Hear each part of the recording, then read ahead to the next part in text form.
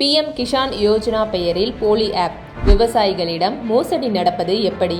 PM Kisan Yojana திட்டத்தின் கீழ் இந்தியாவில் விவசாயிகள் தங்களது விவசாய பணியை மேற்கொள்ள ஆண்டுக்கு 6000 ரூபாய் மானிய தொகை 3 தவணையாக அவர்களது வங்கி கணக்கில் நேரடியாக செலுத்தப்படுகிறது.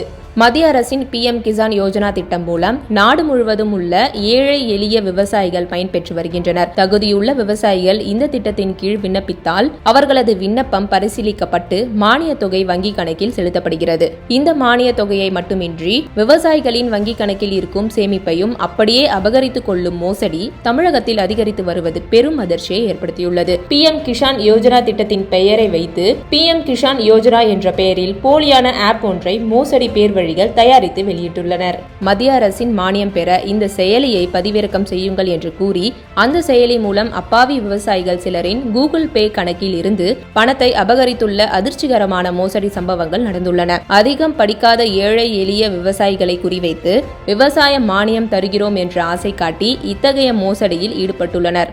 மத்திய அரசு நலத்திட்டங்களின் பெயரில் இதுபோன்ற மோசடி செயலிகளை உருவாக்குவது மிகவும் ஆபத்தான பின்விளைவுகளை ஏற்படுத்தும். மாநில அரசுகளின் பெண்களுக்கான மாத உதவித்தொகை போன்ற திட்டங்களை பயன்படுத்தியும் ஆங்காங்கே மோசடிகள் நடைபெறுவது அவ்வப்போது செய்தியாக வந்து கொண்டிருக்கிறது. இதனால் மோசடி செயலிகளை உண்மை என நம்பி பணத்தை ஏமாறும் செயல் ஒரு புறம் நடந்தாலும் அரசின் உண்மையான திட்டங்களுக்கு பொதுமக்கள் விண்ணப்பிக்கவே யோசிக்கும் நிலையையும் மத்திய அரசின் விண்ணப்பங்களை சந்தேக கண்ணோடு பார்க்கும் நிலையையும் மக்கள் மத்தியில் ஏற்படுத்தும். இத்தகைய போக்கு நாட்டின் வளர்ச்சிக்கு நல்லதல்ல. அரசு திட்டங்களின் பெயரில் நடைபெறும் மோசடிகளை அரசு அதிகாரிகள் சாதாரணமாக எடுத்துக்கொள்ளக் கூடாது. இணையதளங்கள் 90களில் வளர்ச்சியடைய தொடங்கிய போது இதுபோன்ற பிரச்சனைகளை அரசு நிறுவனங்கள் சந்தித்தன. அரசு நிறுவனங்களின் இணையதளங்கள் எது, தனியார் நிறுவனங்களின் இணையதளங்கள் எது என்று வேறுபடுத்தி பார்க்க முடியாத நிலை இருந்ததால் அதை பயன்படுத்தி பல ஏமாற்று வேலைகளும் அரங்கேறின. அப்போது அரசு சுதாரித்துக் கொண்டு தேசிய அளவில் தகவல் தொடர்பு அமைப்பை உருவாக்கி nic.in, gov.in போன்ற அடைமொழிகளுடன் முடிந்தால் அரசு அமைப்புகள் என்று எளிதில் புரிந்து கொள்ளும் வகையில் வசதிகளை ஏற்படுத்தியது. மாநில அரசுகளுக்கும் அந்தந்த மாநிலங்களின் 2 எழுத்துக்களுடன் gov.in என்ற அடைமொழி வரும்போது அது மாநில அரசின் அதிகாரப்பூர்வ இணையதளம் என்று புரிந்து கொள்ளும் வசதியை ஏற்படுத்தி தந்தது. இதன் பிறகு ஏமாற்று வேலைகள் கட்டுக்குள் வந்தன. கைபேசி செயலிகள் மூலம் தற்போது பல பணிகள் நடந்து வரும் நிலையில் தாமதிக்காமல் அரசு அமைப்புகளின் செயலிகளுக்கும் தனியார் அமைப்புகளின் செயலிகளுக்கும் வேறுபாடு இருக்கும் வகையில் ஏதாவது ஓர் அம்சத்தை அரசு கொண்டு வர வேண்டும்.